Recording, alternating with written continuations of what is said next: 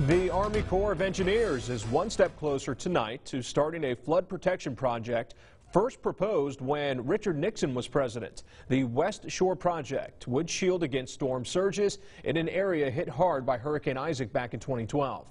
Fox 44's Harrison Golden has more on what comes next. Folks in my organization have been working on this project for a long time, and now we get to do what we all became engineers to do, is to build stuff. It's been almost 50 years since its first pitch, but finally the West Shore Hurricane Protection Project has the money and the people to proceed. From the Bonnet Carré spillway in St. Charles Parish to the Hope Canal in St. John the Baptist, Congressman Garrett Graves says the $760 million network of flood walls, levees, and pumping stations will pay for itself. Think about the cumulative amount of money that you spent picking up the pieces, that we spent picking up the pieces from Hurricane Isaac. Think about the vulnerability of that next hurricane that potentially comes into Lake Pontchartrain and threatens our community. Graves says the damage from Isaac back in 2012 was what fueled this latest campaign for the West Shore Project. The storm left more than 3,500 residents evacuating their homes, many of them never coming back. We cannot continue to spend billions of dollars after every single time a disaster happens.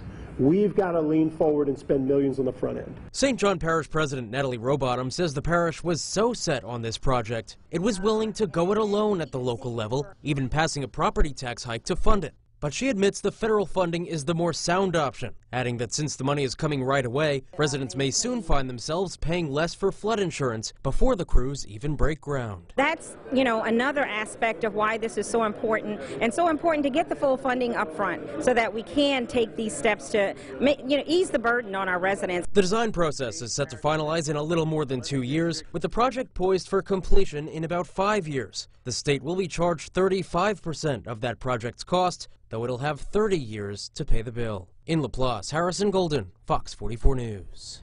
Harrison, thank you. The $760 million being used to fund this project, it's all part of a $2.6 billion supplemental spending bill passed on Capitol Hill. In all, the legislation includes $1.2 billion for flood mitigation across Louisiana.